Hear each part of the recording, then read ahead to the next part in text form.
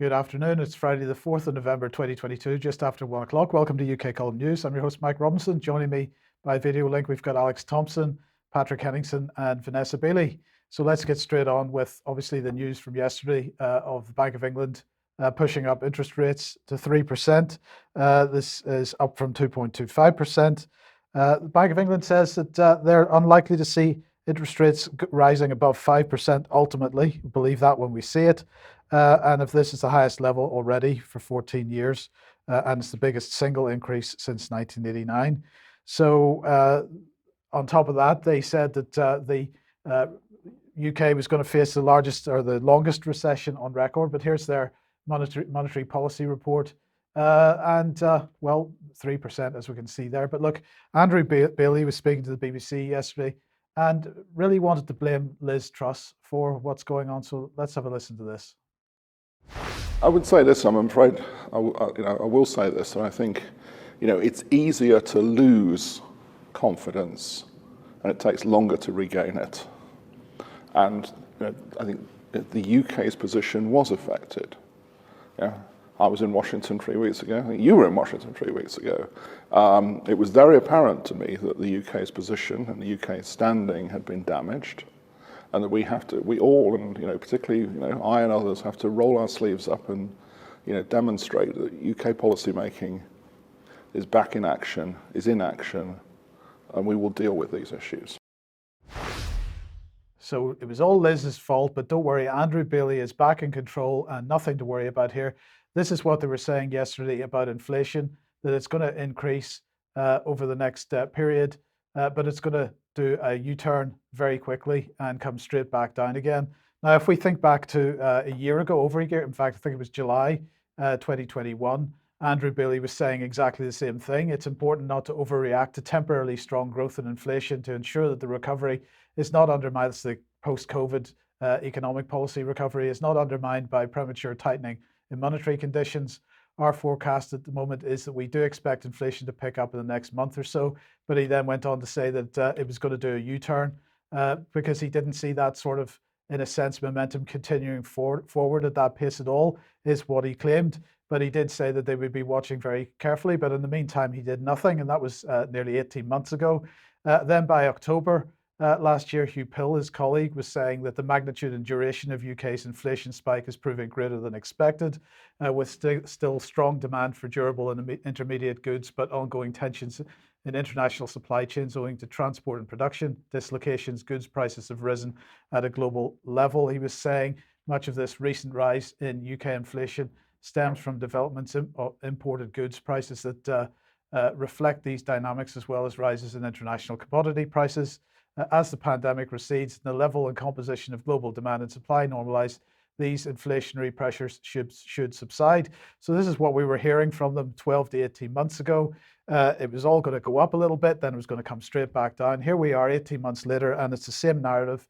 It was all Liz Truss's fault, though, but it's okay because Andrew Beeley is back in charge. Alex, I don't know what you think about this, but people don't seem to learn. The same rhetoric from the same people 18 months later. Are we expected to believe a word that comes out of their mouths?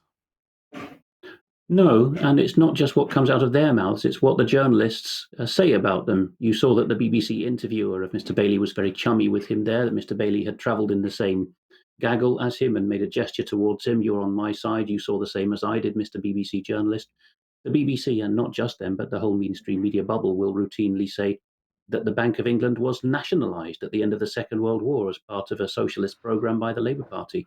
And yet, Mr. Beeley and his chums will insist that they, forming the court of the Bank of England, are still fully independent. And it's skipped over that it was another Labour government, not that I'm party political, but it's a fact, which as its first act in 1997, with Gordon Brown at the helm at the Treasury as Chancellor, said, I'm giving the Bank of England back their ability to set interest rates. So that 50-year experiment, even in making a show going through the motions of Whitehall telling the Bank of England, the old lady of Threadneedle Street, what to do, that repatriation to the city was complete a generation ago now, a quarter of a century ago.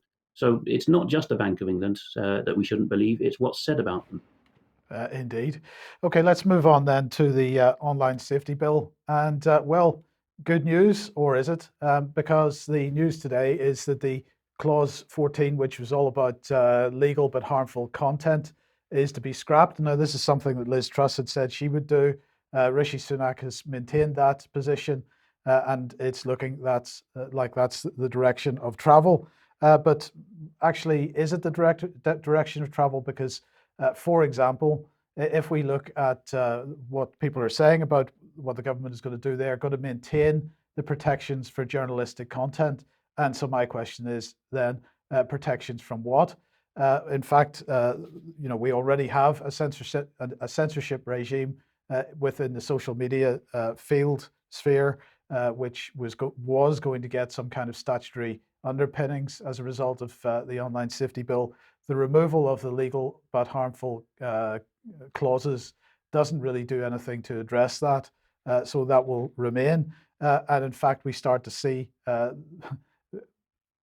countries imposing this stuff on social media companies, despite the fact that there's no actual legislation in place as yet. So, for example, here is the CEO of Rumble tweeting out a couple of days ago: the French government has demanded that Rumble block Russian news sources. Like Elon Musk, I won't move our goalposts for any foreign government. Rumble will turn off France entirely. Brackets, France isn't material to us. And we will challenge the legality of its demand. And so anybody that's trying to watch a Rumble video now from France sees this on screen. Notice to users in France, because of the French government demands to remove creators from our platform, Rumble is currently unavailable in France. We're challenging these government demands and hope to restore access soon. So I'm also hearing, Patrick, that it's the same situation in Germany, not with Rumble, but in other areas. So governments demanding, despite there being no actual legislative basis for it, that platforms censor. So I'm not feeling terribly confident that the removal of the harmful but legal content clauses from the online safety bill will have any material effect. No, I think the real effect is going to be their corporations against government making demands. Really, what it's down to. In the United States, we have a really precarious problem. Unfortunately, we might not be able to cover this today, but the recent story in The Intercept that was leaked that showed the collusion between the federal government and big tech, Department of Homeland Security, the FBI meeting with executives from Twitter, Facebook, LinkedIn, Reddit, all of these different companies on a regular basis to discuss how to limit speech, or what they call dangerous speech. That's the situation in the U.S. is this total convergence of corporate state interests on that. So, pure fascism, if you will. In outside of the U.S., there's still, I think, a better chance if these corporations in the long term can stand up to the whims of government.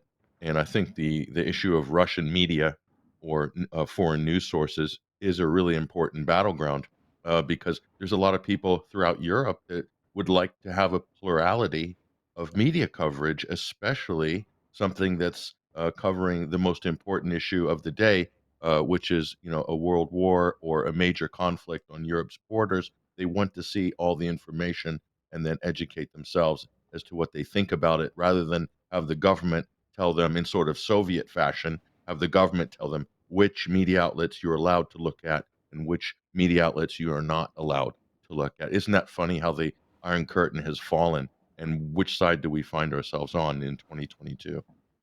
Indeed. But Alex, it's not just platforms that are being censored, it's individuals as well. It's no less a figure than David Icke. And the first indication that most of the world got to the problem was when his son, who carries a lot of his media content now himself, Gareth Icke, tweeted out that he'd received an email from the Dutch. I think that's because Gareth Icke now monitors the info@David Icke email address where the notification was sent, as we shall see anon. He says, my dad, David Icke, has been banned from entering the EU for 2 years. As we also shall see, it's not just the EU, it's more countries besides. They, the Dutch, claim he is a level 3 terrorist. Now, the Ikes are careful in what they say. I haven't found this level 3 terrorist reference, but the rest I will go through from as close to source as I can.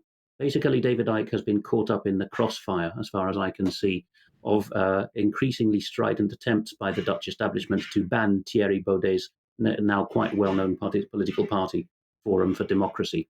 It began when the Geopolitics and Empire podcast and website, well known to many of us, Hrvoje Moric, a Croat in the United States, broadcasts very regularly on this, and he's a colleague of Patrick's on TNT Radio as well. Hrvoje Moric had Baudet on for one of his regular slots with him mid-month, and in the interview that's on screen at the moment, we see that Baudet is talking about thinking our way through the problem of being ruled by globalists and elite and deep state. These terms are used in the write-up by Moric himself, and that the people who rule us are not very intelligent. That says maybe. How was this Geopolitics and Empire interview with Baudet written up in Le Monde by a Dutchman who's a special correspondent for this French newspaper, Jean-Pierre Stroobans?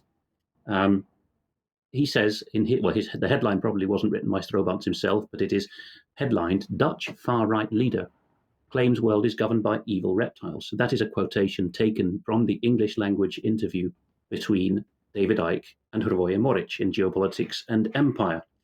And then we are hastily told that Icke is due in Amsterdam on the 6th of November. First, it was due to be in the iconic Damplein, the main square where Remembrance is held, and then later moved to the Museumplein right around the Rijksmuseum, where there's more grass and it's easier for police to batter people into order, as we've seen recently.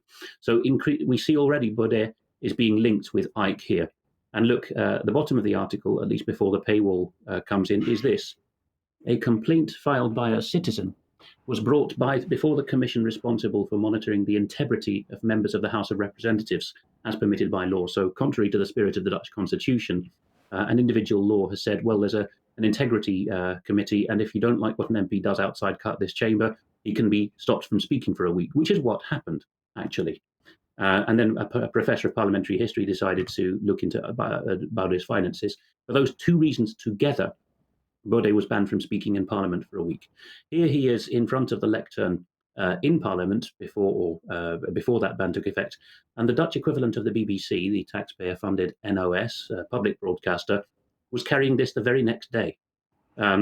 Great concerns among Baudet's parliamentary colleagues about what was going on. And here it's already found its way into Dutch. And in the second line, you can see that evil reptiles has been translated literally, which I wouldn't do professionally translating, but fair enough. Kwaadaardige reptielen. So people are getting a bit frightened by that. And then there are quotes in this piece about MPs saying we should pray for Baudet because he's lost his mind. Then in the middle of that, they've embedded Baudet's riposte by Twitter, which is that he used the equivalent, if you tap that again, the equivalent of this is the next day, actually. NOS suddenly switched its attention to David Icke. Headline: can the Netherlands deal with or hold off the man behind Baudet's reptiles theory? And if you tap that again, you will see that they are good enough, although they're quite deceitful people at NOS, they were decent enough to show that Baudet had drawn attention in that ring there to the second and figurative meaning of the Dutch noun reptiel, that it doesn't just mean a scaly animal, that it also means a ghastly person, narling in Dutch. Okay, so Baudet wasn't left alone with that, because what then happened was, in the middle of this piece, NOS, the Dutch BBC, went to find a professor of Jewish studies who, I think, speaking on behalf of political special interests personally, this Professor Wallet, spelled W-A-L-L-E-T, said, Baudet can't get away with this, I'm paraphrasing, because if he'd really only meant to say nasty people run the world when he was talking to Hrvoje Moric, he shouldn't have used reptiles, because when you say reptiles, you conjure up Icke, and when you conjure up Icke, you conjure up anti-Semitism. This will all become relevant in the letter that now goes on screen, because davidicke.com has now carried the original Dutch letter in a PDF by the Immigration and Naturalization Service, IND, and an English translation, which is accurate and wooden. It's not a problem with the translation. The letter itself is pretty awfully written. Here it is. You can see that they're specifying through the database of people that they've got his date of birth. I don't know whether they have his passport number, but I'll go through these extracts as quickly as I can for lack of time, right? What's in italics here are quotations from a police report given to the Dutch Immigration Service, the people who hit the button to ban him from the Schengen zone by putting him on the Schengen watch list, SIS2. And here, the police in the Amsterdam area are quoting, you can see the English there, "I hope to see you on the 6th of November, misspelt, never mind, digital or live." So that's the police saying, he might be coming. Then the police say, in this italic quoted bit in the letter saying you're not coming to Europe for 2 years, the police say in the middle of this bit that you can now see, critics claim that the reptiles he's talking about are a metaphor for a partly Jewish elite. And he, Ike, claims that the Jews financed Hitler. This is a reference to the 1934 agreement that also got Ken Livingstone into trouble, right? So I think that's slander already to say that Ike says the Jews financed Hitler. I've never heard him say anything like that. I'm not closely associated with him, but there you go. Tap this again and then you'll see a couple more extracts. This is still the police, right? They're drawing on NOS and they're drawing on AD, Algemeen Dagblad. They're drawing on the mainstream press rather than looking at Ike. They're saying news reports call Ike the man behind Baudet's reptiles theory.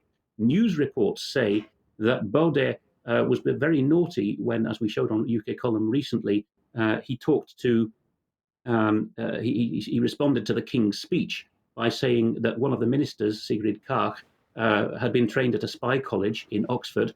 And this is the police quoting this in the middle of this, saying Baudet is very naughty and is dividing society. Final slide of detail on this, and I think it's worth going into detail because of the effects that are quite extraordinary. The conference that was going to have Mr. Ike address them is mentioned, Samen voor Nederland, so vaguely supporters of Mr. Baudet. And that's when they get this quotation, "I hope to see you on the 6th of November. The next extract shows what the police are doing with all this. This is still police, right? This isn't the immigration service that hit the button to send the letter. We've gone fishing for a rent-a-quote, say the police, and we found a random Turk in a Dutch podcast saying, I would like to kill Ike, right? So that's it. They've ticked the box for you would divide society dangerously by turning up in person, Mr. Ike. And later on, they say, just as was said to David Scott, by the way, if you really want to exercise freedom of expression, you can still go online, just as they told David Scott during lockdown, right? So here's the non-italic text. This is the immigration service now. So it has been seen or has found, very vague phrase in Dutch, gebleken is, but this is the extent of their research. It's turned out that you have been known for years as a spreader of complot theory, conspiracy theories. And critics, this is repeating without comment what the police said, critics say that when you say reptiles, you mean Jews. So one more on this page. This is the boilerplate text that they hit a button to include at the Immigration and Naturalization Service. Conspiracy theories, anti-Semitism, and Holocaust denial are very dangerous for the rule of law and democracy. Let us explain to you, little child, why that is. Because you can't incite people to hatred, and there's further bits I haven't put on screen that say you can't say MPs are bad people because that would undermine trust in them and make life bad for them. And you can't say we're ruled by people who have no humanity, because then you're inciting people to attack policemen without human feeling. Okay, so then they go on to say, there is thus reason to believe that the expression of your thoughts could incite more violence against politicians if they're no longer seen, or because they're no longer seen, as people. Blah, blah, defending democracy. So the police in Amsterdam have given you enough reason to say you can't come to the Dutch society because you could cause community discohesion and public order problems. There we are, finally near the end. So we've taken into account that you do have a right to come and express yourself, but this is European human rights again. It's the only game in town in Dutch law. That is outweighed by the interest in public order. And then further boilerplate stuff about the European Convention on Human Rights. You've got a right to family life, but it's not absolute, and you don't have relatives in the Netherlands, so forget it. And then a reference to administrative law, which is the only way to challenge this. You can complain to the immigration service. If they say we stand by our decision, it can go to a judge, and that's the only. And even if it gets to that stage, just because I've studied Dutch administrative law, the judge will not say you have a right to express yourself, or you were in the right, you never said anything wrong. The judge will only ever say the service made the right balance of competing rights and interests. It's signed by Mr. Nobody, right? As if the letter had written itself. Yours sincerely, the junior Minister for Justice and Security, through the personage of, and then you get the civil servant. That's a standard in most countries. The civil servant writes on behalf of the minister. And then in italics we get, and I get letters from the Dutch taxmen all the time that say the same thing. This letter was produced in an automated process, and that's why it's not signed. And underneath, a senior officer, as if nobody had hit the button and nobody had made the decision. The effect of this is, the result is that they didn't want Ike addressing people in Amsterdam, the Damplein, on one day, but because it's press button time and everything's automated, the only thing they can do, or at least the standard route, is get him out of the Schengen zone for 2 years. So instead of not being allowed into Amsterdam for one day, this is the result. All the countries in blue will not let Ike in for the next 2 years, including non-EU countries such as Norway, Iceland, and Switzerland. Right? That is a process, I would say, at the very least, that has just run wild. I know this section's gone on long enough and people will be astonished at this, but this is just the process of administrative law and security agreements at Schengen level. And nobody has owned up to what's going on here. Okay, well, thank you for that, Alex. Vanessa, if we move on then to Australia and anti-Semitism again, but this time slightly better news. Yeah, this is the case that has been running since 2019 between Professor Tim Anderson and his union versus the University of Sydney. Tim's website is the Centre for Counter-Hegemonic Studies. If we go forward, we can see this was the offending item. Tim does these sort of infographics, and it is quite difficult to read at the bottom. But effectively, what he did in his class was to equate what the Israeli state and the Zionist Haganah forces did to the Palestinians from pre-Nakba, pre-1948 onwards, could be equated to what the Nazis had done to the Jews, an interesting discussion. And effectively, the university fired him on the basis of anti-Semitism.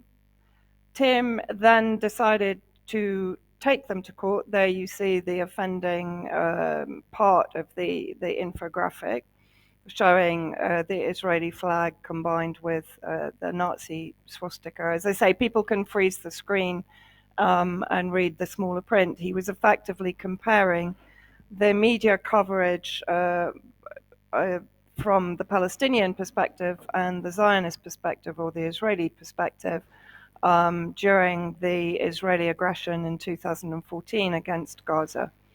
So I'll have to come forward here.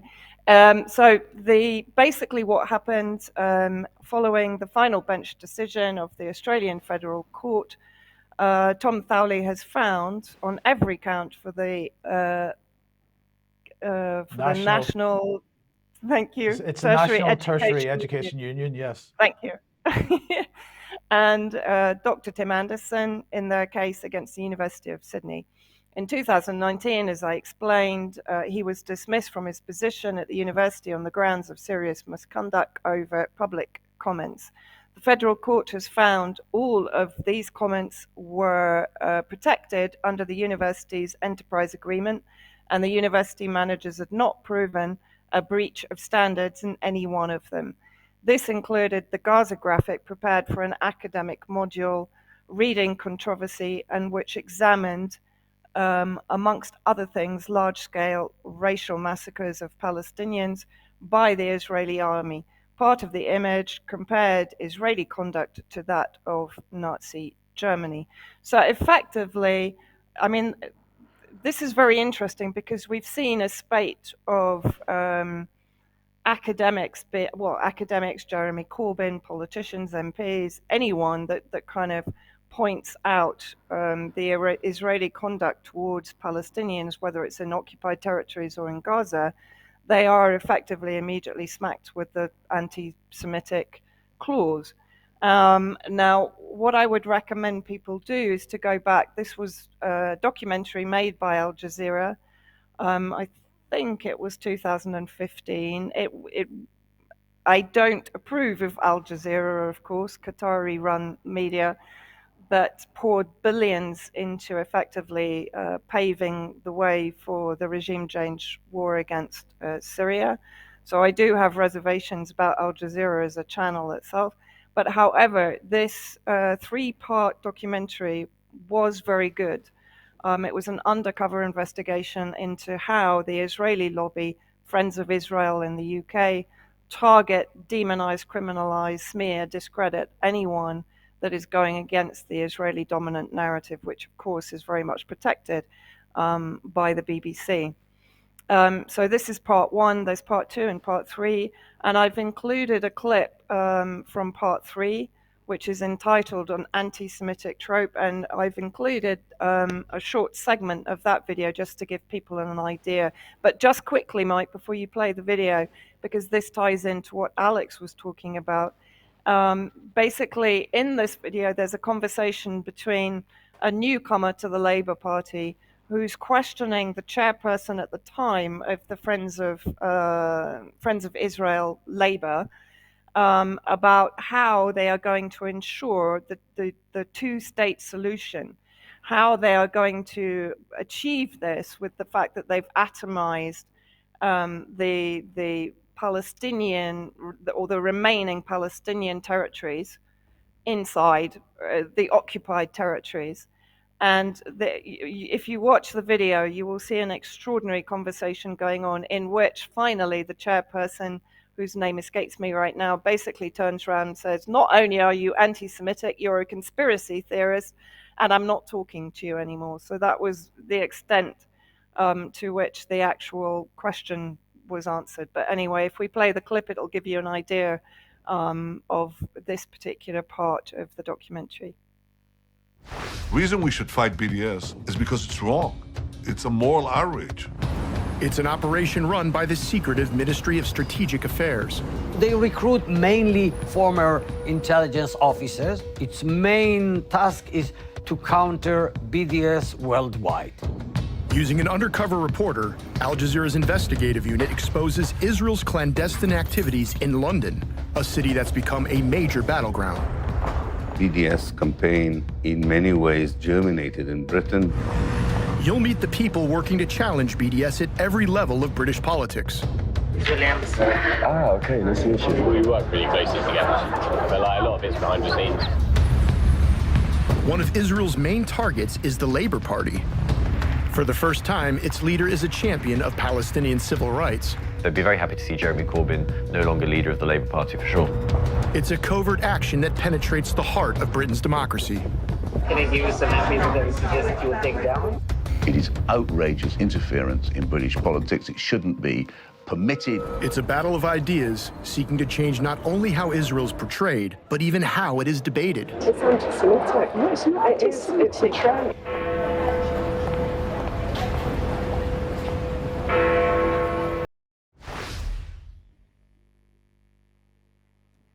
Yeah, I mean, it's extraordinary the extent to which the Israeli lobby has infiltrated and influenced not only British government and parliament, but also, obviously, British state-affiliated media. I do recommend watching the 3 parts of the documentary.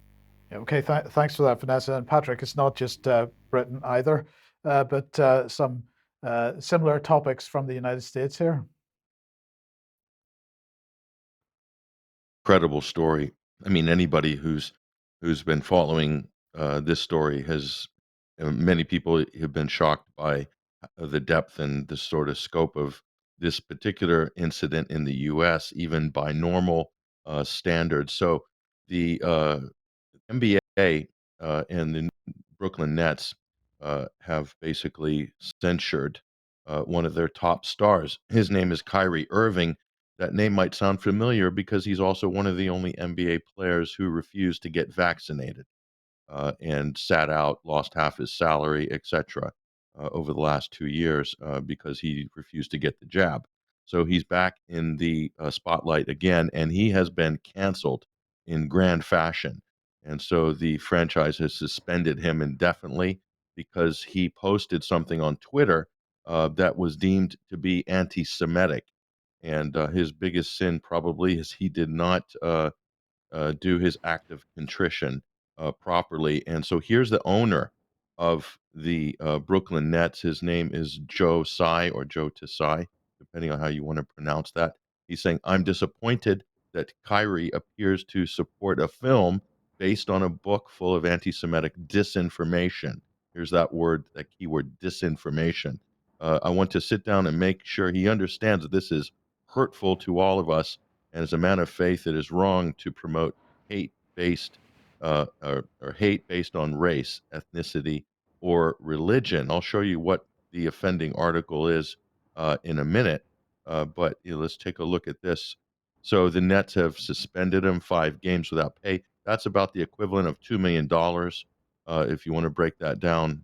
So that's quite a lot of money, even for a star. So Irving would say that only that he meant no harm. He said that some things in the film, the documentary film Hebrews to Negroes, Wake Up Black America, were untrue, but he didn't say he shouldn't have posted the link to it on Twitter. And so that's what caused the row. And Kyrie Irving in his defense saying, I'm not the only one, or I'm not the one who made the documentary. So he's saying he's just posting the information. That apparently was not good enough. And he goes on to say, I cannot be anti-Semitic if I know where I come from. Now, that's the key point in all this, is that Kyrie Irving and many other African Americans and Afro-Caribbeans as well follow this movement. Now, here's the film itself. You can rent it on Amazon Prime. It's probably climbing up the charts right now in terms of popularity, but there it is. Hebrews to Negroes, Wake Up Black America. You can rent it for $11.99. I'm not plugging the film. I'm just saying it's widely available, and this is based on the book by Ronald Dalton Jr., Hebrews to Negroes, Wake Up Black America. Again, that's available on most bookseller sites. But because Kyrie Irving shared it, he has been canceled effectively, and with the full weight of an organization like the ADL here. And the timing of this is interesting. After this broke, then all of a sudden you had this report come out by the FBI. Irving's reluctance to apologize came hours before the FBI said it had received confirmation about a broad threat to synagogues in New Jersey, Irving's home state. What a coincidence. Nonetheless, we move on. So Josiah is also the executive chair of Alibaba Group, and he's also under great pressure in the United States. And you can see these types of stories about him. He's financially supported China's, quote, cultural genocide of the Uyghur Muslims. So you have to understand that's a real dog whistle issue, the whole Uyghur issue in the United States. So he's been associated with this. So it seems to be this executive has to go over the top to show that he's really concerned about these sensitive issues. And so this thing has reared its head, and he's jumped on it and taken a very strong stance here. And so Irving tried to basically resolve this by giving a $500,000 donation to, I believe it was a Jewish organization or the ADL. Jonathan Greenblatt, who's the new head of the ABL, the heir apparent to Abe Foxman, he basically rejected it. Said, we don't want your money. You're an anti-Semite. You haven't shown that you have apologized, and we don't accept your apology, etc. It's not sincere enough. That's the argument. So the ADL has made pressure on this Brooklyn Nets and the CEO Jonathan Greenblatt. The answer to him, do you have anti-Semitic beliefs? This was put to Kyrie Irving. Always no, without equivocation. We took Kyrie Irving at his word when he said he took responsibility, but today he did not make good on that promise. Kyrie clearly has a lot of work to do. So there was a press conference. Kyrie Irving didn't say, the press asked him, do you have any anti-Semitic beliefs? And Kyrie Irving refused to answer that question.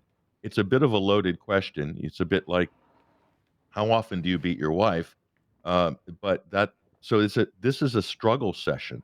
Essentially, this is where the conversation is at. It's a national struggle session with a high-profile athlete, world-famous athlete, multimillionaire, major figure in the African-American community and culture, and he's being put in front of the ADL, in front of corporate America and the mainstream media, in this struggle session where they want him to disavow any potential anti-Semitic beliefs that he might have. So Kyrie Irving's been caught in the undertow of the Kanye West meltdown and controversy, more or less along the same lines. Very, very much related in terms of the content. Here's Greenblatt, ADL head. We are glad the NBA Commissioner Adam Silver will meet with Kyrie and demand an unqualified apology. Silver's statement echoes the very issues we plan to address with Kyrie, but they are even more urgent in light of Kyrie's statement today. So the ADL is basically reasserting itself as the sort of chief cancellation organization in America, really showing their power to lobby corporations and big organizations, even with high stakes results in terms of, this is a valuable player. Imagine Ronaldo, or in the British equivalent, a major football star, being sidelined, being canceled because of a post on Twitter that could be construed as anti-Semitic or racist or anything else. So Kyrie was forced to genuflect, and eventually, I think this was last night, taking this screenshot from his Instagram account, and this is this long-winded apology, basically saying he's sorry that he might have posted this, and he's been labeled as anti-Semitic. He doesn't believe he's anti-Semitic, but he is a believer in this idea of. I think he's a believer in this idea, like Kanye West, that the African Americans or Africans are the lost tribe of Israel, one of the lost tribes of Israel. So this is a deeply held belief by many African Americans and Afro-Caribbeans. You can see them on the street corners in London. They've been preaching for decades. In America, if you go to any major cities, you could say this is kind of tangential in a sense to the Nation of Islam, in that it's very specific to African American and Afro-Caribbean communities in the UK, in Europe, and in the United States and Canada. So, but we're told from this controversy, this is all of a sudden this explosion, this anti-Semitic explosion here that's come out of the story, when in fact this has been around for a very long time. This belief that Africans are a lost tribe of Israel, and so you can criticize this and call it anti-Semitic, but at the end of the day, there's a lot of different religious sects. And this is my personal feeling on this. There's a lot of different religious groups, movements, and sects that have very, very different ideas, and some of them might be considered wildly outlandish. And the Mormons are criticized on this front. There's many other branches of Christianity and churches that have ideas that might not correspond in some people's estimation to science or things like that. But we still have freedom of religion. At least I thought we did in the West. But so this issue kind of challenges that a little bit. So you can see they're trying to create this as a kind of anti-Semitic conversation. But what it is there's Kyrie Irving here is being his First Amendment right clearly is being uh, pressed upon by a whole gaggle of forces here, and so it doesn't this doesn't allay any concerns of a conspiracy if you consider what Kanye West has said before he was canceled by his bank, by his talent agency, by his corporate sponsor or partner, et cetera, his record label, everything that he said there was a conspiracy about. He's been canceled on all of those fronts. So it sort of validates uh, his conspiracy theory, as it were. Yeah. So this is just an incredible story, and this has come at a time when this lobby is really fighting for relevance. The ADL used to really rule the roost in Washington, as did IPAC. But right now, the most powerful political lobby in Washington now is not IPAC; it's the Ukrainian expatriate lobby, who's really lobbying hard. And you can see they're getting results. The money that's flowing to Ukraine, it dwarfs the sort of military aid that we used to say was legion from the United States to Israel on an annual basis. Ukraine has accrued probably 10 or 15 years worth of Israeli military aid in terms of money totals. So, that whole foreign lobby discussion in America has transformed completely in the last year. So, Yeah. this is, on many levels, this is a very interesting, but also a very concerning story. Yeah, okay, thank you, Patrick. Okay, now if you like what the UK column does, you would like to support us, please head over to community.ukcolumn.org or options to help us there, or you can pick something up at the UK column shop. The gift vouchers, Christmas gift vouchers are back on sale if you would like to buy somebody a UK column membership for Christmas. That would be much appreciated.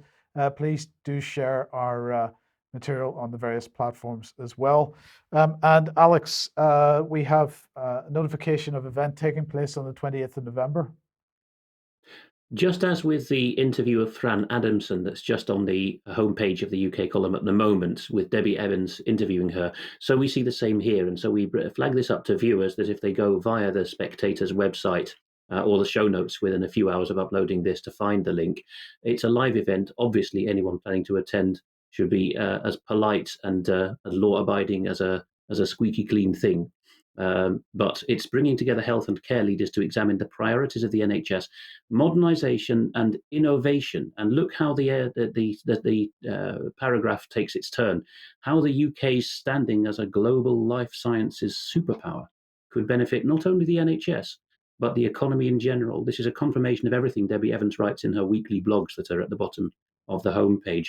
And just in response to Patrick and Vanessa, it's slipped my mind to say in the Long David Icke segment that there's yet another parallel there, in that the Dutch equivalent of the CRIF in France or the APAC and the ADL in the United States, named the CIDI, was mentioned a couple of times in the Dutch or the Amsterdam police copy that went to the immigration service when they hit the button to ban Icke from Schengen for 2 years. And what was mentioned there was that there was such a thing as a Jewish police network for Amsterdam, which had said we're going to have trouble from counter demonstrators. So this isn't made up. This is how the lobby operates. Yeah, Vanessa, you're muted. Sorry. No, I wanted to also say what ties into particularly what Patrick mentioned about Israel. Interesting that Netanyahu is heading the polls for the leadership battle in Israel again, and is claiming he will supply arms to Ukraine. So again, an interesting sort of everything's happening at the same time. But also, Alex Criff in France was pretty much replaced by the Jewish European Parliament, which of course was established with Ukrainian money. It was a Ukrainian billionaire behind that. So another interesting connection there, which we haven't got time to go into, but just to point that out.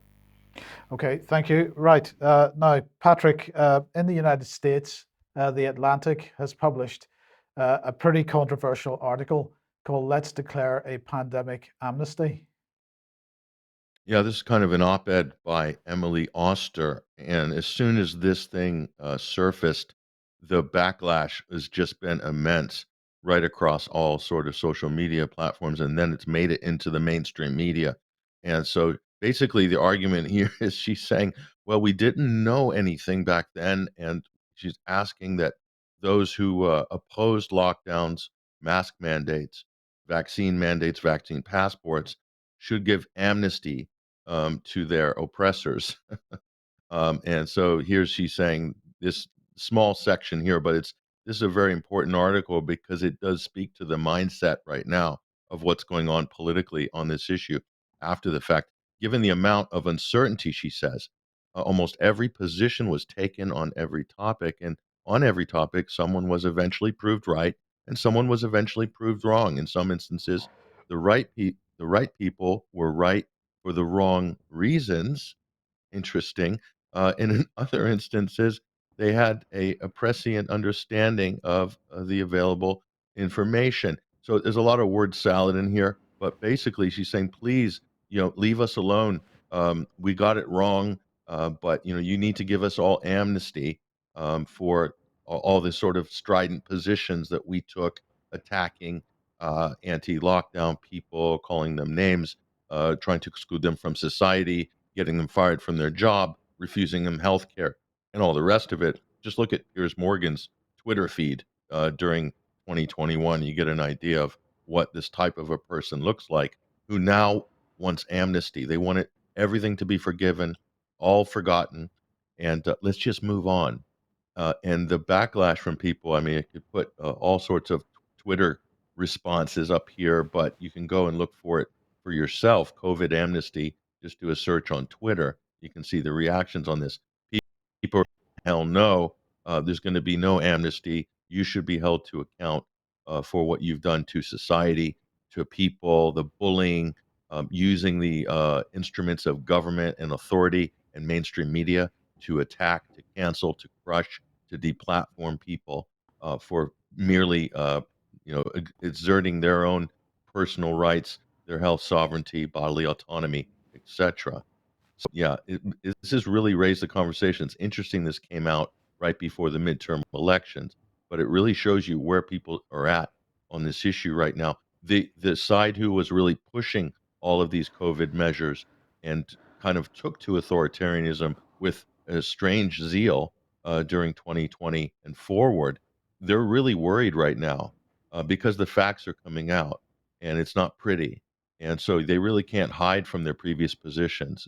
And so many people said some crazy over the top things and really went after people in mass.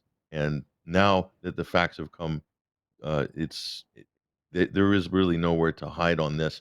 I think they have to answer to what they've done, the positions they've taken, and the harm that's been caused by this human experiment. Vanessa, do you think an amnesty is deserved? Absolutely not. I mean, it's ridiculous. They gaslighted people for 2 years, apart from all of the hideous consequences that Patrick mentioned and others. Effectively, this was completely a victim-abuser relationship, and an abuser asking for forgiveness after they've beaten up their partner or beaten up their victim is absolutely disgusting. What that does is basically say, but it's all right for me to do it again then. That's the pattern that we're seeing here. And absolutely no, the gaslighter, the abuser, should be held to account, and they should never be allowed to be in this position of power again. Okay, brilliant. Thank you. Now, Patrick, let's come on to the midterms then. What's the latest? Oh, the latest is the big day's coming up on November 8th, and it's coming quick as well. So that'll be early next week. And this election is turned into an absolute circus, as many predicted it would. So the 2020 midterms are in full flight right now. And so let's just look a quick snapshot here, real clear politics. This is where you go for polling averages. In terms of the latest polling averages, and obviously that's looking at all different polls, taking into account their partisan polls, the samples, different types of sampling methodology. Real Clear Politics is averaging a lot of the main polls. So it's as close as, in my opinion, as you're going to get to whatever you can glean from polls. You can find it here. And right now, this thing has swung massively in just a week. We spoke last week. It was pretty much a dead heat on the Senate. You can see a slight edge here by Republicans just looking at the national map here, the big map. We moved on to the next slide. Okay. But the previous map, you can see of the United States, the red states there, those are more or less trending in Republican. The blue states, Democrat. The gray states, those are what they call toss-ups. So these will be statistical ties within the margin of error. There's a lot of important races here. Let's just take a look at that list. These are the that have moved recently here. Pennsylvania, the Dr. Oz versus John Fetterman. This is garnering much of the national media attention here. Mark Kelly in Arizona, he still has a very small lead, although closing with the Republican Blake Masters, the millennial Republican candidate Blake Masters. Nevada, that seems to have flipped in the favor of the Republicans. Georgia, in the Herschel Walker, who we spoke about last Friday, in the favor of the Republicans. These are all really important seats when it's this close. So one or two of these could determine the balance of power in the U.S. Senate, and that means when we have things like impeachment hearings, that we'll talk about that in a second, and also investigations into a lot of different potential things like big tech censorship. but who knows what the Republicans would do with that power if they get it. Could they score kind of more investigation, like completely house at the FBI, which has become a kind of politicized, the bouncer for the party, as it were. So let's just look at this again. So these are the issues basically that are governing this election. So these are the main campaign issues. For the Democrats, really what they're running on is this. Let's take a look. January 6th and Donald Trump. That is still the most uh, the main theme at the top of the Democratic slate is really January 6th, threats to democracy, etc. Abortion. So the overturning of Roe v. Wade back to the states, they're running on this. Is there traction on that? I'll show you in a minute. So they're coming for our democracy or your democracy. This is the battle cry for Democrats. If you don't vote for us, you're going to lose your democracy. Pretty much that's across the board, most states and nationally as well. And they're coming for your Social Security and your Medicare. So this is kind of a repeated talking point. The Democrats normally campaign on this every election and say Republicans are coming for your Social Security and your Medicare. They want to get rid of all your benefits and entitlements, fixed income, and so forth. But that talking point is basically for the last 20 or 30 years, it's been the norm. So it's kind of run out of its sinfulness recently. For the Republicans, they're running on Joe Biden's record, the economy and inflation, energy policy, crime, the border, the open border policy, the Biden administration, and indoctrination in schools of children. So that's under the sort of banner of the culture wars. So look at those two slates of issues there, and you can see which one is more relevant to voters, and that seems to be reflected in the polls and the trends that we're seeing. So the Democrats don't have much to run on other than fear and Trump, so they're still stuck in that undertow of Donald Trump. Here's Joe Biden. Biden warns democracy is under attack as midterms enter the final stretch. And so here's a video. This is Joe Biden giving a stump speech here, and I'll let you judge what you think about this. We might briefly comment on afterwards, but here he is.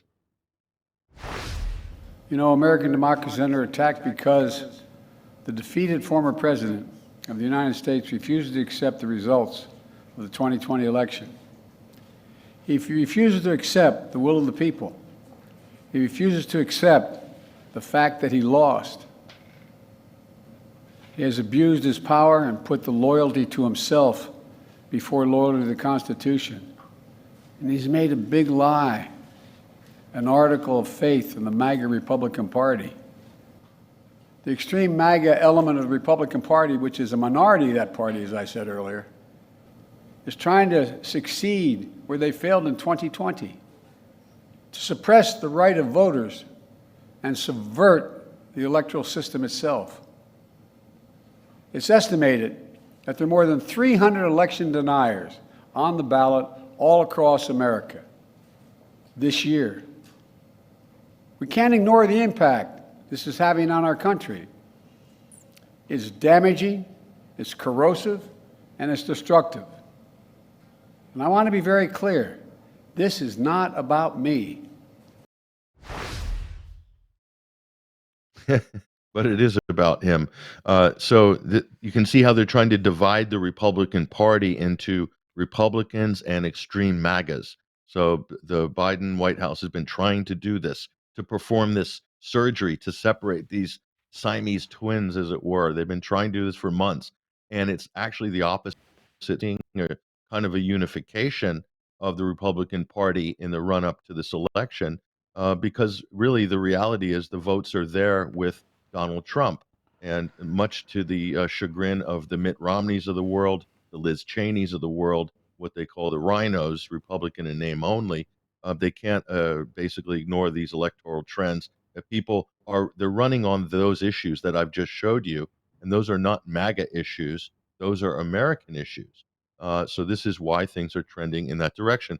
So the Democrats have spent upwards of $100 million backing MAGA candidates in the primaries because they thought they would be easier to beat in the general election. So, they talk about democracy being under threat. But the Democratic Party are backing those candidates cynically in the early stages of all these state elections, to basically hoping, wagering that they're going to not appeal to centrist voters, and the whole thing has backfired. It's epic, really, if you think about it. But then, so they're saying democracy is under threat and there's voter suppression. But here, look at this: Axios early voter turnout for 2022 midterms on pace to meet record-setting 2018 midterms. So you can't have it both ways. They're saying democracy is under threat, there's voter suppression, but then at the same time, they're record-breaking turnout. So this argument really isn't just not flying at all.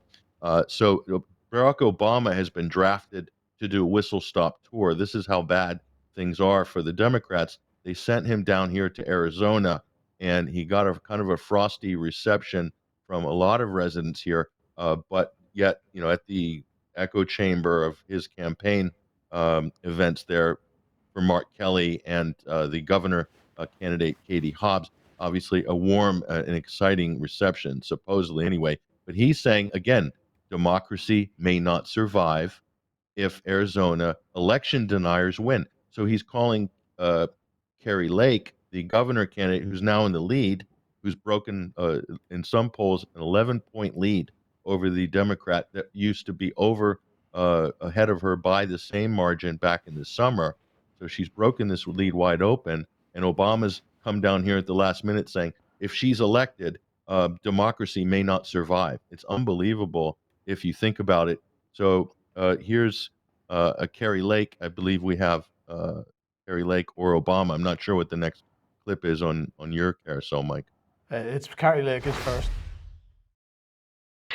But I was a little concerned today, I'm going to be honest, when I saw Hillary Clinton bad-mouthing me, and she looked angry and actually scared and just completely unrelated. I want you to know, just in case you're wondering, I'm in perfect health. My brakes on my car are in good shape, and I'm not suicidal. And we're going to win this thing on Tuesday. So she's taking it right to her opponent there, and so they've drafted Hillary to come out as well, and again try to scare voters to say that all of these Trump-inspired or Trump-endorsed candidates are basically, it means the end of democracy. So here's Obama, and this is an ex-president. Former U.S. presidents do not go onto the campaign trail and aggressively campaign and hit the pavement hard, especially in midterms and in the kind of community organizer sense. So you can see Obama has not matured at all to really from where he was as a community organizer. This is what he was saying in Arizona just 2 days ago. Look at this. It's not enough, by the way, to elect Democrats like Katie Hobbs and Mark Kelly at the top of the ticket. We've got to elect good people up and down the ballot. In Arizona, let's be honest with each other for a second. I know folks out there, including Republicans, may be thinking there's no way somebody like that's actually going to get elected. You may think that's too extreme for Arizona, but we've seen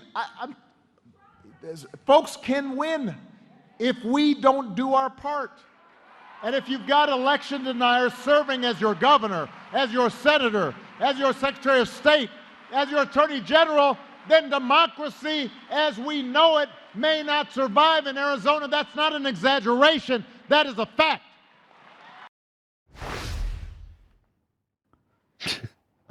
I really don't know what to say after watching that, but you can get an idea of the level of desperation, and I think it that what he's doing on the campaign trail is really below where he should be in terms of maintaining his status as a former U.S. president. But that's all out the window now in the post-Trump era. So you can see that's the community organizer Obama whipping up the crowds with fear, and it's not reflected in the polling in Arizona. The voters clearly are not with Barack Obama on that issue.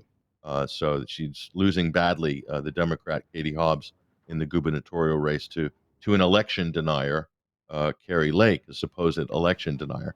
So look at this. So here's the proof is in the pudding on the numbers here. So, new poll, voters expect Republicans to impeach Obama. And when you dig into this, this is the interesting part. The CNN poll shows Republican voters are much more enthusiastic than their Democratic counterparts in this election cycle by a substantial margin, 38 to 24. They're far more excited about which party they'll support in their congressional districts and also in the Senate races. So where's this enthusiasm coming from? That's the question here. And look at this. You only have to go to websites like CNN to see how stressed out the Democratic establishment is. And CNN is basically calling it now more realistically in the final days, probably to rescue their credibility a little bit. But look at this, 5 scary numbers. And this is what you need to understand about the current environment in the United States politically. And this is what is going to decide elections ultimately here.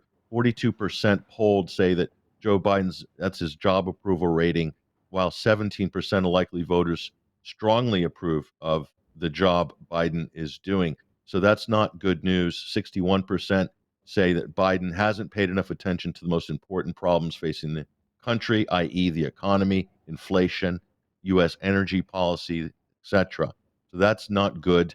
And 51% say the economy is the key issue. So the Democrats don't want to talk about the economy. They're not running on the economy, but yet 51% of Americans say that is the key issue that's going to determine their vote. And only 15% say abortion is moving the dial on their vote. So the Democrats have put abortion up as their number one issue in many cases on many campaigns. So it's just not there. It's not resonating with voters. So 28% say things are going very or fairly well in the country. Not good. That's not a good number. 75%, 3/4 of likely voters say the economy is in the midst of a recession, a protracted recession. So that's just the death knell, really, there of, I think, the Biden campaign. And look at this. You know, these issues, we read the tea leaves months ago and just doing some research previously. This is from April. This is PBS. Independents favor the GOP. So that the independent vote is what's going to swing the election here. And look at on all of these major inflation, crime, the economy, gun policy, national security. You'll see on independents the red red bar. That's Republican. Republicans are stronger on those issues. That's right across the board. So it's amazing that the Democrats have chosen the talking points and the issues or non-issues that they have for this midterm. And it's amazing. This is the first election I've seen where the platforms, it's so polarized right across all Democratic campaigns on the state level are basically running a national issue slate. Same on the Republicans. Everybody seems to be on message with their party. It's pretty incredible, even on governor's races. So here's the problem. As we said last week, they've already foreshadowed that there's going to be problems counting the votes in Pennsylvania. I believe we showed you that story last week. So the Secretary of State in Pennsylvania said, oh, too many mail-in ballots. We're going to have trouble. We might not be able to call the election on the day. This is like a deja vu rerun of the 2020 election. So all the chaos that ensued because of that. And then all the censorship online of people questioning election results and YouTube, Twitter, Facebook, censoring anybody and calling them now officially an election denier. They're not allowed to challenge whatever the top result is at the White House, state, or mainstream media level. So here's Biden basically, again, reiterating this foreshadowing that there's going to be problems counting the votes. Unbelievable. Watch this. And for the first time, this is the first time since the national election of 2020, once again, we're seeing record turnout all over the country. And that's good. We want Americans to vote. We want every American's voice to be heard. Now we have to move the process forward. We know that more and more ballots are cast in early voting or by mail in America.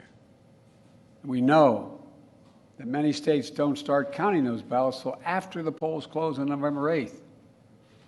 That means in some cases we won't know the winner of the election for a few days, until a few days after the election. It takes time to count all legitimate ballots in a legal and orderly manner.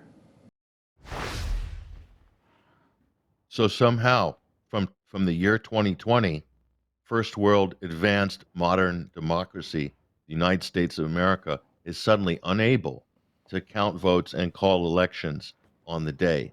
It's incredible. Nobody can explain why this is happening, but yet this is what's happening once again. We hope not, but it looks like that's going to happen. And there's going to be a massive amount of unrest politically that could spill onto the streets. Who knows where it will go? But this was never a problem before the year 2020. And so it's not just because of the massive mail-in ballots, it's because they've changed the rules and allowing people to mail in and to arrive late and things like this. And this is all from that sort of all the changes made because of COVID in 2020. So, again, who does this generally favor? Well, in 2020, it absolutely favored the Democrats. And so, again, you had all these accusations of election fraud or problems with the vote counting, inconsistencies, and so forth. So those issues are going to come back on all these key swing states. You've seen how close all these races are. So Joe Biden does not really he does not exude confidence. You can see he's frail, he's weak, and so that really represents, I think, where the Democratic leadership are. Nobody wants to criticize or challenge Joe Biden in the party, but quietly, there's a lot of op-eds being written right now. It's time to dump Biden and Harris. George Will penned an op-ed in the Washington Post, very influential columnist there, ostensibly a centrist there, a liberal. He's saying that. So if they lose the House and Senate, they will lose the House. If they lose the Senate, there will be calls. Biden will be thrown under the bus 100%, and Kamala Harris as well. And that will be unprecedented in U.S. history that they would change the president midstream. Because it would be the ultimate, like, cannot see how Biden could hang on for more than a few months without a massive uproar, knowing how crazy the left and the Democratic Party have become, hysterical in recent years. They will turn on their own in the most vicious way, I think, if the Republicans take the Senate as well. So they're just going to say there's no point in having this president in, and they'll do anything by hook or crook to get rid of him, literally anything. So use your imagination there. So here's the big takeaway this week. Donald Trump has announced he's basically thrown these heavy hints out that he's going to run. Watch this. The election was rigged and stolen, and now our country is being destroyed. I ran twice, I won twice, and did much better the second time than I did the first, getting millions more votes in 2020 than I got in 2016, and likewise, getting more votes than any sitting president in the history of our country by far. And now, in order to make our country successful and safe and glorious, I will very, very, very probably do it again, okay? Very, very, very probably. Very, very, very probably.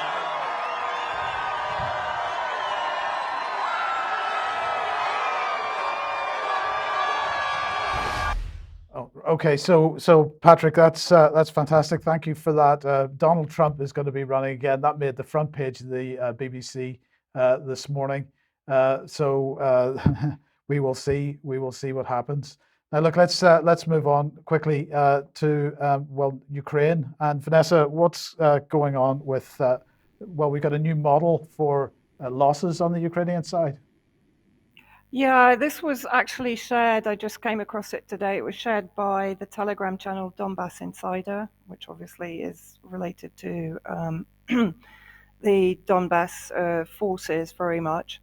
It's a neutral website. It claims to be neutral, and effectively it's translated from the Russian, so the English is not perfect. But so starting from May, I won't go into all the details. Basically, they started tracing. They have more than 125,000 records. They have, as you can see on the left, a search box for people to put in a request to find relatives that are potentially missing in action, killed in action, captured, and so on. People can go to the website wartears.org. It seems to be very well put together. I've taken an example of their various graphs. First of all, the armed forces of Ukraine, soldiers killed in action. To date, on the 3rd of November, 106,223. If we look at the graph below that, the overall AFU numbers, including active, killed, and captured soldiers. So I've basically broken it down based on the graphs that are available at the website.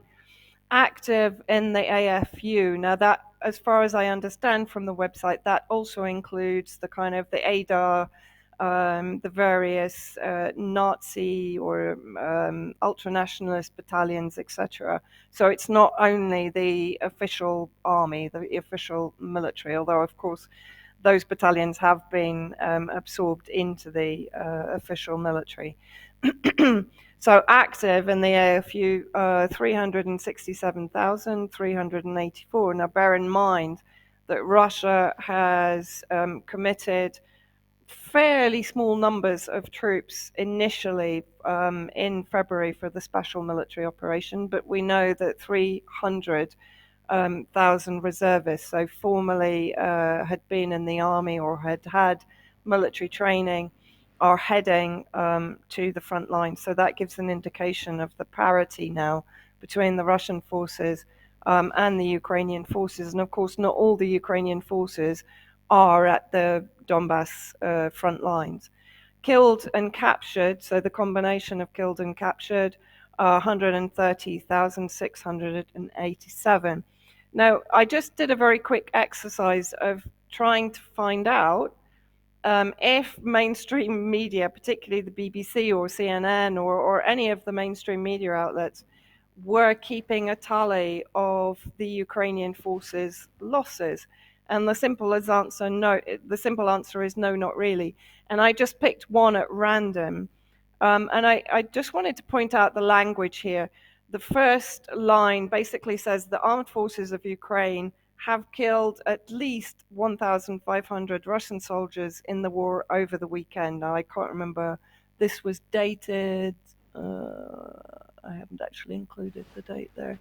But I just wanted to point out the way that this is worded, not that the Russian forces had losses of X, but the armed forces of Ukraine have killed. So there's a very definite bias towards the Ukrainian forces. Of course, we shouldn't be surprised by that. But what I wanted to point out is how this fits into the 10 points of war propaganda that were established by a Belgian historian, Anne Morelli, in 2001, known as the 10 Commandments of Propaganda. If we go immediately to number 7, we suffer few losses. The enemy's losses are considerable. That obviously fits into the point that I was just making. But I'll just very quickly run through them. Number 1, we don't want war. We are only defending ourselves. 2, our adversary is solely responsible for this war. Is this sounding very familiar already? 3, our adversary's leader is inherently evil and resembles the devil. 4, we are defending a noble cause, not our own interests. 5, the enemy is purposefully committing atrocities. If we are making mistakes, then this happens without intention. 6, the enemy makes use of illegal weapons. Remember the chemical weapon events in Syria designed to criminalize the Syrian government. 7, as I said, we suffer few losses. The enemy's losses are considerable. 8, recognized intellectual and artists support our cause. The celebrity cult, war fetishism comes under that bracket. 9, and of course, remember all of the celebrities that have visited Zelensky in Kiev. 9, our cause is sacred. 10, whoever casts, I think that's meant to be, doubt on our propaganda helps the enemy and is a traitor, and we're seeing that happening right now, of course. Yes, indeed. Okay, thank you for that. Now let's move on to the issue of Russia's allegations against the UK. And here, first of all, from her Telegram channel is Maria Zakharova. Let's do a quick translation of this. So this was on the 1st of November. She said, "To be honest, I don't care who got this information or how it was obtained. I'm interested in London's answer to the following question. Did British Prime Minister Liz Truss send a message to US Secretary of State Antony Blinken immediately after the Nord Stream gas pipeline was blown up with the words, "It's done" or "It's over with"? An official answer to this question is expected by millions of people around the world who have the right to know what happened to world energy security and what the role of the Anglo-Saxons is in the terrorist attack. So, Alex, that was a couple of days ago. We've obviously been covering over the last couple of days, the last couple of news programs, the allegations of hacks of mobile phones and so on, and the fact that Russia is now openly saying that the United Kingdom in particular is behind a lot of what is going on against Russia in the Ukraine at the moment. So yesterday then they invited, shall we say in inverted commas, the British ambassador to come visit them in Moscow.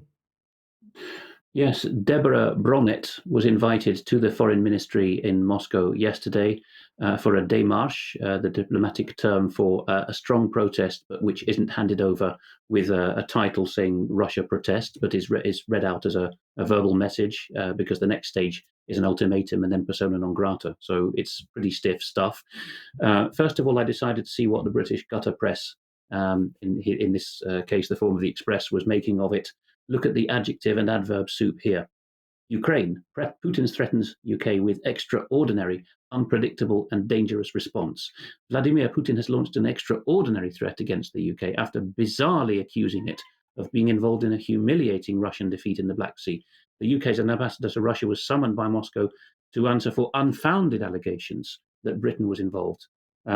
Nothing on there except that at the bottom they have, probably because the journalists now are too junior to know not to strip this out, they have included the fact that it was a démarche. I hadn't seen this when David Scott asked me yesterday evening to make one of my segments the detail of what the Russians had said to Deborah Bronnet. I thought I was going to have to do some translating from the Russian, as Vanessa and you have been doing. So the next slide was really just a placeholder because RIA Novosti, the more or less official news agency, together with TASS in Russia, was covering this in some detail, and what's on screen in Russian, believe me, is simply just the Express's coverage of the same thing, but no need, because the Russians are so dastardly that they actually do this.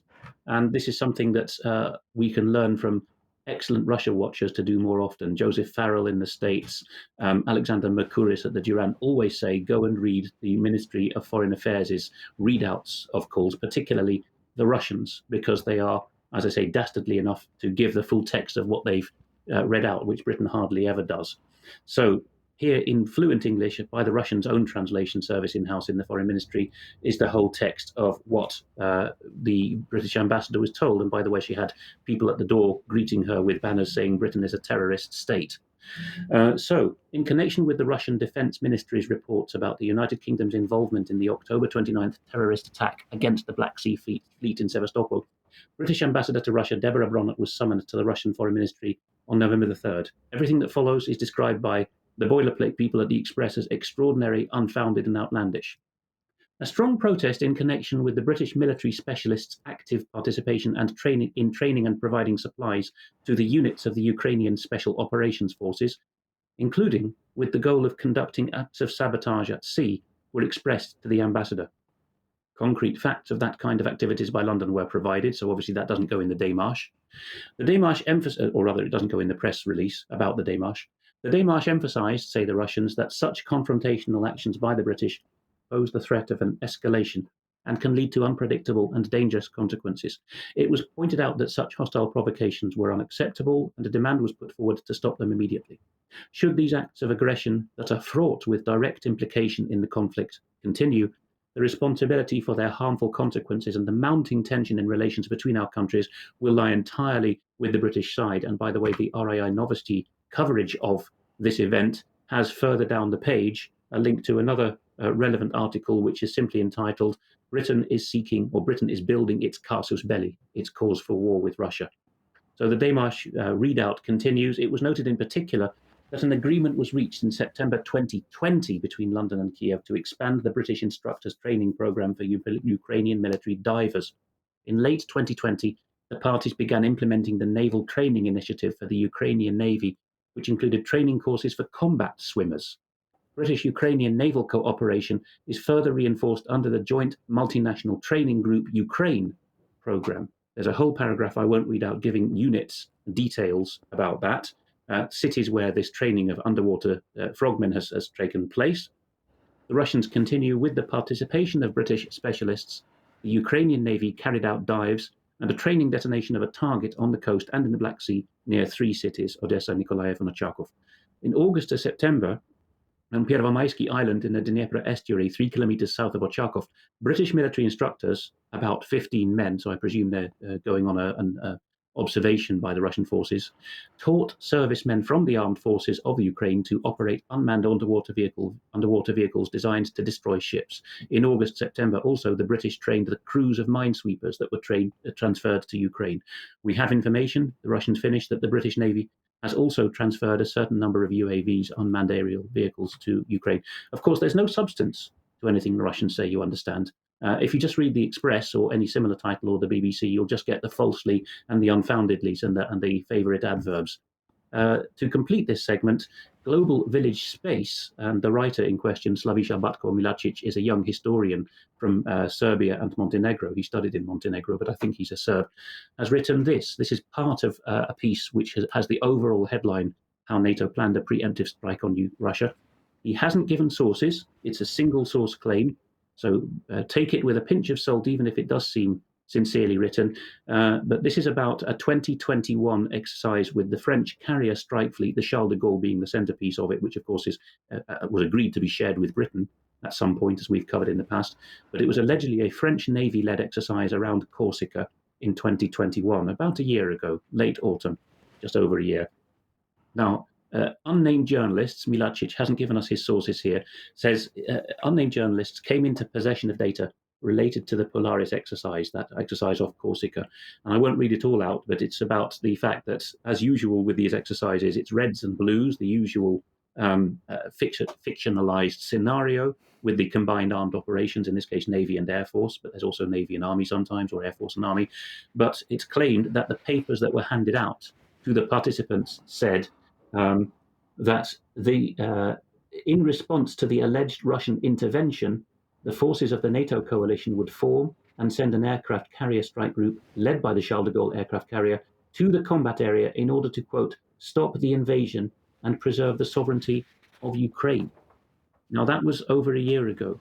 And I noticed in Vanessa's segment the date line that she couldn't quite read. It seems to have been the 30th of October that the International Business Times carried that piece about Russian losses. It was also striking that she mentioned Arthur Ponsonby as writing this cynical, many a true word spoken in irony kind of description of the difference between our aims and the dastardly enemy's aims, because it was also Arthur Ponsonby as junior minister at the Foreign Office who on April Fool's Day 1924 stood up and told Parliament that from now on Her Majesty's government would assume that if the Parliament didn't complain within 20 days, a treaty would be considered ratified. So, you know, if you don't grumble, the usual UK column sign-off line, qui tacet considere videtur, he who is silent is regarded as consenting. Yes.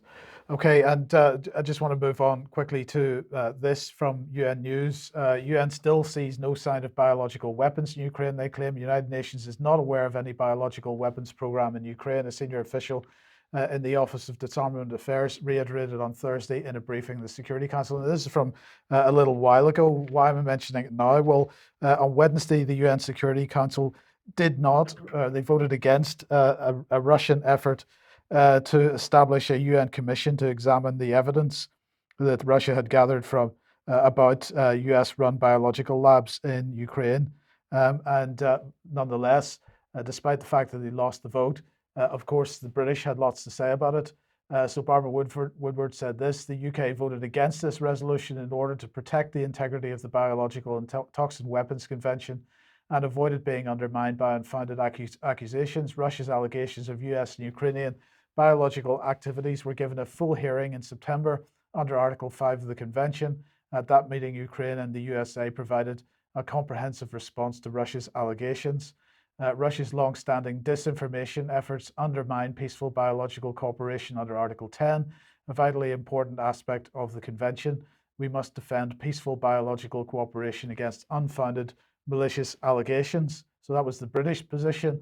The Russians, this is Dmitry Polyansky, saying it's now obvious that Western states are simply afraid that a commission may be created to look into the materials submitted by the Russian Federation and conduct a relevant investigation as envisaged by the BTWC. Under the elaboration process of this draft resolution, Western states demonstrated in every possible way that they placed themselves above the law and were not going to implement this provision. Absolutely unwilling on the Western side to have any kind of investigation into the biolabs that were in Ukraine and have subsequently fallen into Russian hands. The Russians have gathered quite a bit of evidence for that. Just for the record, China voted for the resolution with Russia. United States, Britain, and France opposed it, and 10 other countries didn't vote or abstained. And then finally on this from me, the UK has decided to implement a ban on shipping UK shipping Russian oil. So Jeremy Hunt saying, we continue to stand by Ukraine in the face of Putin's barbaric and illegal invasion. We've banned the import of Russian oil into the UK and are making good progress on phasing it out completely. So they're putting this ban in place so that UK ships and services can't be involved in shifting Russian oil after the 5th of December 2022. And this, of course, the UK government is saying paves the way to the price cap that they're intending to try to impose on seaborne Russian crude oil. Hunt went on to say the new measure continues to turn the screws on Putin's war machine, making it even tougher for him to profiteer from his illegal war. Yeah, same usual rhetoric. And then Vanessa, just to end, what's going on in Russia with respect to immigration?